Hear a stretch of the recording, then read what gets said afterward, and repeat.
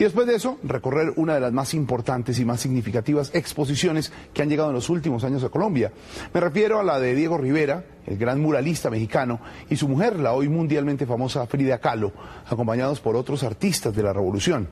Conocer un poco de Rivera y de Frida es acercarse al fenómeno de unos artistas que no solamente impulsaron en México un movimiento social sin precedentes, sino que también fueron definitivos en la construcción de una nación. Es un ejemplo único de conexión entre arte, política y pueblo. María Elvira Samper nos llevará a una visita muy didáctica y muy sencilla por esta muestra que está en el Museo Nacional, de la mano de la curadora mexicana Natalia de la Rosa y de la curadora colombiana Cristina Lleras. María Elvira Samper entra al radar. Para empezar, quiero decir que el backing que nos sirve de fondo a esta entrevista es una foto del colombiano Leo Matiz, de Diego Rivera y Frida Kahlo. La exposición se llama Diego y Frida y otros pintores revolucionarios. Natalia, buenas noches. Hola, buenas noches. Quiero que nos explique en palabras muy sencillas, porque no todo el mundo está enterado de quién es Diego Rivera y quién es Frida Kahlo, por qué el nombre de la exposición y cuál es el objetivo de esa exposición. El objetivo de esta exposición es vincular la pintura colombiana con la pintura mexicana. La sección en la que estamos ahorita particularmente, denominada Diego, Frida y otros revolucionarios, toma el término de revolución en dos términos. Uno ligado a lo que sería el movimiento armado mexicano de 1910 a 1920 y otro lo que sería la revolución formal que se dio en las artes plásticas a partir de la reconstrucción nacional. Bueno, pasemos, Natalia, a esa parte que usted tituló Espacio Pictórico, ¿cierto? Espacio Pictórico. Bueno, vamos a mirar el Diego Rivera que conocemos como uno de los grandes muralistas mexicanos. Vivió en Europa. Sí. Y esta es su fase europea, digámoslo así. Mostremos obras de Diego Rivera de esa época europea. Sí. Por ejemplo, ¿cuál destacaría usted de todo esto que tiene expuesto? Yo destacaría dos cuadros, ¿sí? El paisaje de Toledo, que es parte de la experimentación que hizo en España. Es este.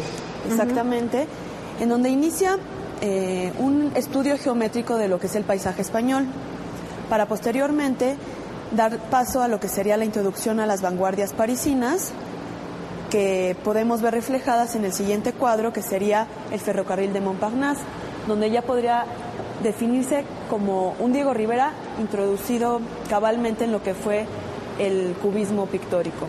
Y aquí tenemos otros que me gustaría que mostráramos, porque si ahí es aún más clara la influencia del cubismo.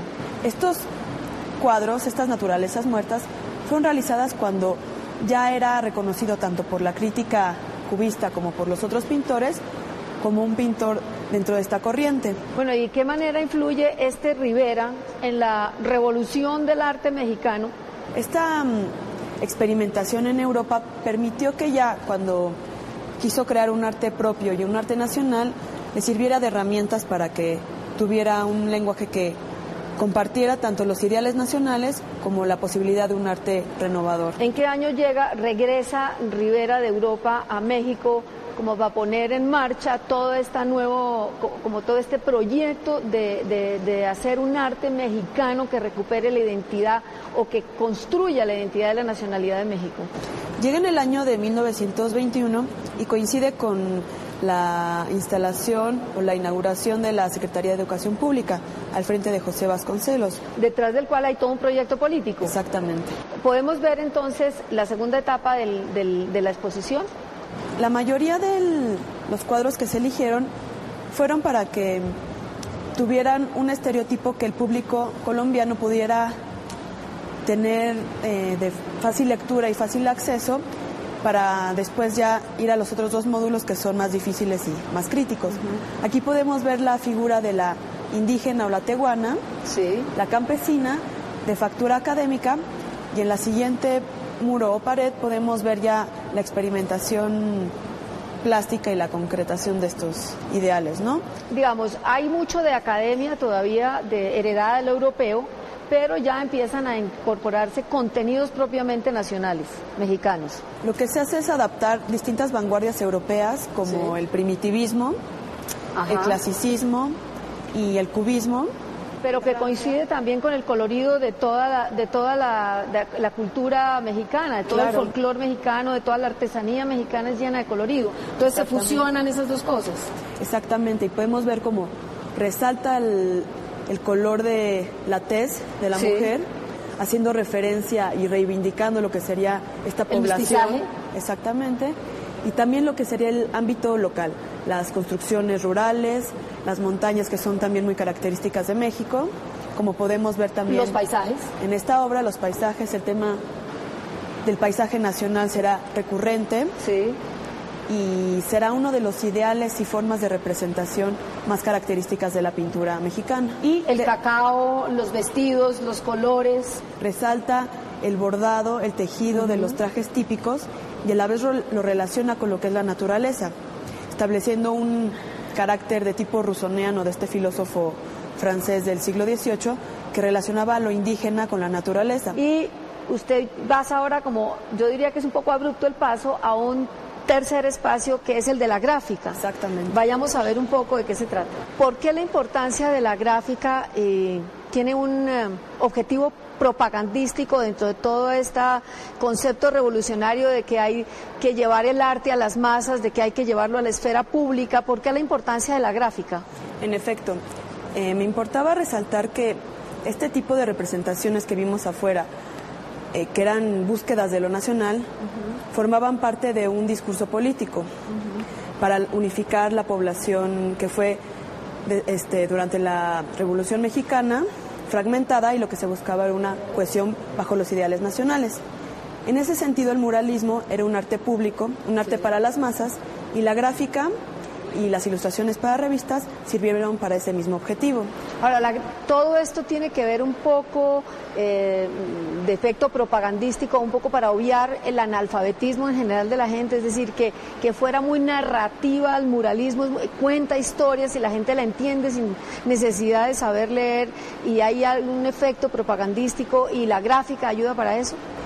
La gráfica ayuda también en el sentido de la crítica. Bueno, Natalia, y el último espacio, usted lo llamó retratos y escenas. Y escenas. ¿Podemos mirar un poco de eso y ver cómo se integra dentro del conjunto de la exposición? Claro. Vamos para allá.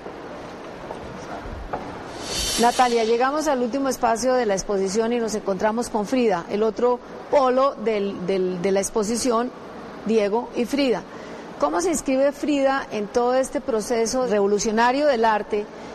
Si en el fondo hay un proyecto político de buscar la identidad y la nacionalidad, y la obra de Frida es una obra muy personal, muy de sus sufrimientos emocionales y físicos. ¿Por qué Frida en este contexto? Estas obras se hacen de 1925 a 1927, antes de su matrimonio con Rivera, y lo que hacen fue una recopilación del movimiento cubista, porque el retrato que vemos aquí, el de Miguel en el IRA, fue hecho a petición de su amigo, y él era un poeta vanguardista en México, y le pidió que tuviera como referencia el retrato de Ramón Gómez de la Serna que hizo Rivera en sus años cubistas. Por eso este núcleo, y con este cuadro particularmente, la exposición, porque vincula de alguna manera a Diego Rivera y a Frida Kahlo, y presenta una faceta poco conocida de esta artista, que pasó como experimentación geométrica, cromática, perspectiva, no a causa de lo que ella hubiera querido, sino de lo que le pidió a su amigo, pero aún así gustó de este ejercicio plástico y siguió haciéndolo para 2 o 3 obras más. Posteriormente encaminaría su obra, ya la Frida que conocemos, a los autorretratos. Y Natalia, veamos estos últimos cuadros y cuéntenos algo de estos, porque aquí ya volvemos a ver también un poco la recuperación de las figuras del campesino, del trabajador, del obrero, de quién son. Cuéntenos algo de estas escenas hacen referencia al ámbito urbano de la capital mexicana, y también se cierra con estos cuadros para que el público colombiano sepa que no solo el campo fue representado por estos artistas, sino que también en el ámbito urbano y el proceso de modernización de México, creo que hubiera contradicciones sobre qué era el ser mexicano.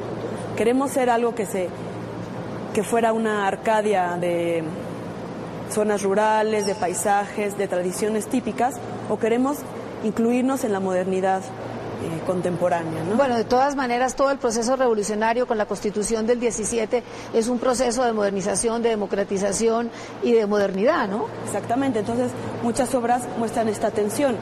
Se busca ser tradicional por un aspecto, pero a la vez moderno en otros sentidos, ¿no? Cristina, ¿cuál es el objeto de esta exposición en relación con el arte colombiano? ¿Cómo lo conecta? Bueno, la conexión la vamos a ver en otra de las exposiciones que está ahorita en el museo. Muchos artistas colombianos empezaron a ver México como modelo, ya no Europa, sino América Latina. Además porque había preguntas que eran comunes. ¿Y había colombianos en México? Por supuesto, Leo Matiz, Julio Abril, Rómulo Rosso, que se volvió prácticamente mexicano, Ignacio Gómez Jaramillo, Deura Arango estuvo allá un par de años estudiando la técnica al fresco. Y trajeron no solamente, digamos, la parte técnica, hubo un auge, por lo menos en el papel del muralismo, todos querían hacer murales, pero nunca hubo el apoyo. ¿Por qué fracasa el muralismo en Colombia? Porque las manifestaciones existen, pero son muy pocas. Son totalmente desarticuladas. Puede ser porque los pocos que se hicieron causaron tantos escándalos. O porque aquí no hubo una revolución como la Revolución Mexicana. No hubo revolución. Gracias, Cristina. Muy buen plan si se vive en Bogotá y mejor aún si se viene a esta ciudad. La exposición estará abierta al público hasta el 15 de noviembre. El Museo Nacional para todos. El radar vuelve en unos minutos. Regresamos.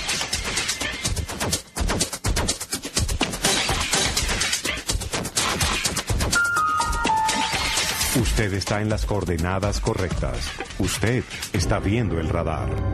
Ay, pensé que no te alcanzaba. La cartera es mía. Disfruta del nuevo Hades, una deliciosa combinación de soya, jugo de fruta natural y nutrientes que ayudan a fortalecer tu cuerpo. Hades, ahora con Dava Abre Fácil.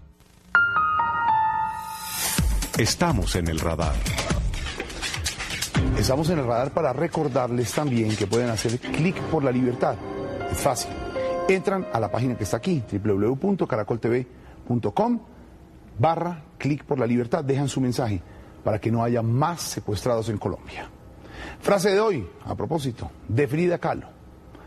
Decía Frida: yo sufrí 2 accidentes graves en mi vida. Uno en el que un autobús me tumbó al suelo. El otro accidente es Diego. Terminamos. Nos vemos el lunes. El radar sigue encendido. Gracias.